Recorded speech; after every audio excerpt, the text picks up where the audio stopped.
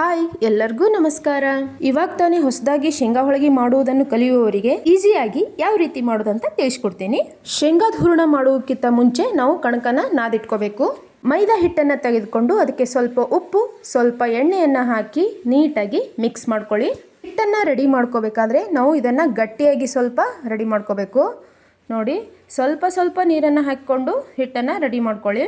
ಆದಷ್ಟು ಹಿಟ್ಟು ಗಟ್ಟಿಯಾಗಿರಬೇಕು, ಯಾಕಂದರೆ ಅಳಸಾದರೆ ಮೆತ್ತಗಾಗಿಬಿಡುತ್ತೆ. ಇದನ್ನು ನಾವು ಭಾಳ ದಿನ ಇಟ್ಟು ತಿನ್ನೋಕ್ಕಾಗೋದಿಲ್ಲ. ನೋಡಿ, ಹಿಟ್ಟನ್ನು ನಾನು ರೆಡಿ ಮಾಡ್ಕೊಂಡಿದ್ದೀನಿ. ಯಾವ ರೀತಿಯಾಗಿದೆ ನೋಡಿ, ಗಟ್ಟಿಯಾಗಿ ಹಿಟ್ಟನ್ನು ರೆಡಿ ಮಾಡಿಕೊಂಡು ನಾವು ಇದನ್ನು ಏನು ಮಾಡಬೇಕು, ನೆನೆಯಲ್ಲಿ ಇಟ್ಕೋಬೇಕು. ಇವಾಗ ನಾವು ಶೇಂಗಾದ ಹೂರಣವನ್ನು ರೆಡಿ ಮಾಡ್ಕೊಳ್ಳೋಣ.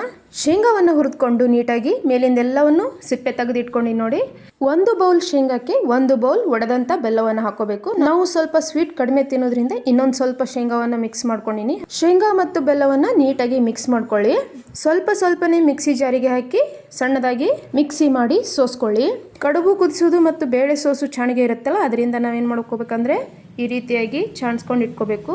ನೀಟಾಗಿ ಮಿಕ್ಸಿ ಆಗಿದ್ರೆ ಹಾಗೆ ಕೂಡ ಇಟ್ಕೋಬೋದು. ನೋಡಿ, ನಂದು ನೀಟಾಗಿ ಮಿಕ್ಸಿ ಆಗಿದೆ. ನಾನೇನು ಮಾಡೀನಿ ಅಂದರೆ ಚಾಣಿಸ್ಕೋದಿಲ್ಲ.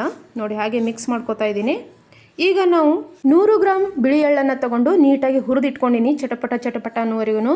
ಇದನ್ನು ಮಿಕ್ಸಿ ಜಾರಿಗೆ ಹಾಕಿ 1 ಸುತ್ತನ್ನು ಸುತ್ತಿ ನೋಡಿ, 1 ಎಳ್ಳಿನಲ್ಲಿ 2 ಭಾಗ ಮಾತ್ರ ಆಗಿರಬೇಕು. ಈ ರೀತಿಯಾಗಿ ಮಿಕ್ಸಿ ಮಾಡ್ಕೊಂಡು ನಾವೇನು ಮಾಡಬೇಕು, ಮಿಕ್ಸ್ ಮಾಡ್ಕೋಬೇಕು. ಇದಕ್ಕೆ ನಾವು ಏಲಕ್ಕಿ ಪುಡಿಯನ್ನು ಹಾಕ್ಕೊಂಡು ನೀಟಾಗಿ ಎಲ್ಲವೂ ಮಿಕ್ಸ್ ಮಾಡ್ಕೊಳ್ಳಿ. ಈ ವಿಡಿಯೋ ನಿಮಗೆ ಇಷ್ಟ ಆದರೆ ಲೈಕ್ ಮಾಡಿ, ಶೇರ್ ಮಾಡಿ, ಸಬ್ಸ್ಕ್ರೈಬ್ ಆಗಿ. ಎಲ್ಲವೂ ಮಿಕ್ಸ್ ಆಗಿದೆ. ನಮಗೆ ಎಷ್ಟು ಪುಡಿ ಬೇಕಲ್ಲ ಅಷ್ಟು ಪುಡಿಯನ್ನು ತೆಗೆದುಕೊಂಡು ನಾವೇನು ಮಾಡಬೇಕಂದ್ರೆ ಬಿಸಿ ನೀರಲ್ಲಿ ಏನು ಮಾಡಬೇಕು, ಕಲಿಸ್ಬೇಕು. ಸ್ವಲ್ಪ ಸ್ವಲ್ಪ ನೀರನ್ನು ಹಾಕಿ ಕಲಿಸ್ಬೇಕು. ನೀರು ಹಾಕಿದರೆ ತುಂಬ ಅಳಸಾಗಿಬಿಡುತ್ತೆ. ಸ್ವಲ್ಪ ಸ್ವಲ್ಪ ಒಂದೊಂದು ಸ್ಪೂನು ನೀರನ್ನು ಹಾಕಿಕೊಂಡು ಕಲಿಸ್ಕೋಬೇಕು. ನೋಡಿ, ಹೀಗೆ ಕಲಿಸಿದ ನಂತರ ಇವುಗಳನ್ನು ಏನು ಮಾಡಬೇಕಂದ್ರೆ ನಮಗೆ ಯಾವ ಸೈಜ್ ಬೇಕಲ್ಲ ಆ ಸೈಜ್ ಉಂಡೆಗಳನ್ನಾಗಿ ಮಾಡಿಟ್ಕೋಬೇಕಾಗತ್ತೆ. ಈಗ ತಾನೇ ಶೇಂಗಾ ಹೋಳಿಗೆ ಕಲಿಯೋರಿಗೆ ಇದು ತುಂಬ ಈಸಿಯಾದ ಮೆಥಡ್ ಆಗಿದೆ. ಈ ವಿಧಾನದಲ್ಲಿ ಮಾಡೋದ್ರಿಂದ ಯಾವುದೇ ರೀತಿಯಾಗಿ ಶೇಂಗಾದ ಹೋಳಿಗೆ ಕೆಡುವುದಿಲ್ಲ. ಈ ವಿಧಾನದಲ್ಲಿ ಶೇಂಗಾ ಹೋಳಿಗೆ ಮಾಡೋದ್ರಿಂದ ನಾವು ತುಂಬ ದಿನ ಸ್ಟೋರ್ ಮಾಡಿಟ್ಕೊಂಡು ಶೇಂಗಾ ಹೋಳಿಗೆಯನ್ನು ತಿನ್ಬೋದು. ಈ ರೀತಿಯಾಗಿ ನಮಗೆ ಯಾವ ಸೈಜ್ ಬೇಕಲ್ಲ ಆ ಸೈಜನ್ನು ಉಂಡೆಗಳನ್ನು ಮಾಡಿಟ್ಕೊಂಡು ನೋಡಿ. ಈಗ ನಾವು ಮುಂಚೆನೇ ನಾವು ಮೈದಾ ಹಿಟ್ಟನ್ನು ನಾದಿಟ್ಕೊಂಡಿವಲ್ಲ, ಈಗ ಅದನ್ನು ಸ್ವಲ್ಪ ಮಿದ್ಕೊಳ್ಳೋಣ. ಶೇಂಗಾದ ಉಂಡೆಯನ್ನು ಯಾವ ಸೈಜ್ ಮಾಡಿರ್ತೀವಲ್ಲ ಅದರ ಅರ್ಧ ಸೈಜ್ದಷ್ಟು ನಾವು ಮೈದಾ ಹಿಟ್ಟನ್ನು ತಗೋಬೇಕು. ಉಳ್ಳೆಗಳನ್ನು ಈ ರೀತಿಯಾಗಿ ಉಳ್ಳೆಗಳನ್ನು ಮಾಡಿಕೊಂಡು ನಾವು ಶೇಂಗಾದ ಉಂಡೆಯನ್ನು ಅದರಲ್ಲಿ ತುಂಬ್ಕೋಬೇಕು. ನೋಡಿ, ಕೈಯಿಂದ ಈ ರೀತಿಯಾಗಿ ಹಿಟ್ಟವನ್ನು ಅಗಲ್ ಮಾಡಿಕೊಂಡು ಉಳ್ಳೆಯನ್ನು ತುಂಬ್ಕೋಬೇಕು.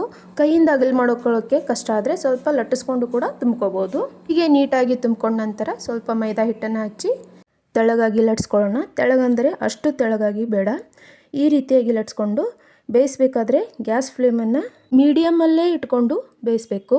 ಶೇಂಗಾದ ಹೋಳಿಗೆ ಚೆನ್ನಾಗಾಗಬೇಕು ಮತ್ತು ಭಾಳ ದಿನದವರೆಗೆ ಸ್ಟೋರ್ ಮಾಡಿ ಇಟ್ಕೋಬೇಕಾಗಿತ್ತಂದರೆ ನಾವೇನು ಮಾಡಬೇಕಂದ್ರೆ ಗ್ಯಾಸನ್ನು ಮೀಡಿಯಮಲ್ಲಿ ಇಟ್ಕೊಂಡೇ ನಾವು ಬೇಯಿಸಲೇಬೇಕು. ನೋಡಿ, ಶೇಂಗಾ ಹೋಳಿಗೆ ಇವಾಗ ರೆಡಿ ಆಯಿತು.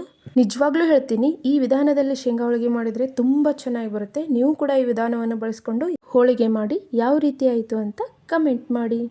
ಎಲ್ಲ ಹೋಳಿಗೆ ಮಾಡಿಟ್ಕೊಂಡು ನೋಡಿ ಎಷ್ಟು ಚೆನ್ನಾಗಿ ಬಂದಿದೆ ಹೋಳಿಗೆಯನ್ನು ಗಟ್ಟಿ ತುಪ್ಪದ ಜೊತೆ ತಿಂದರೆ ತುಂಬ ಚೆನ್ನಾಗಿರುತ್ತೆ. ವಿಡಿಯೋ ಇಷ್ಟ ಆದರೆ ಲೈಕ್ ಮಾಡಿ, ಸಬ್ಸ್ಕ್ರೈಬ್ ಆಗೋದ್ರ ಮುಖಾಂತರ ನಮ್ಮನ್ನು ಪ್ರೋತ್ಸಾಹಿಸಿ. Thank you.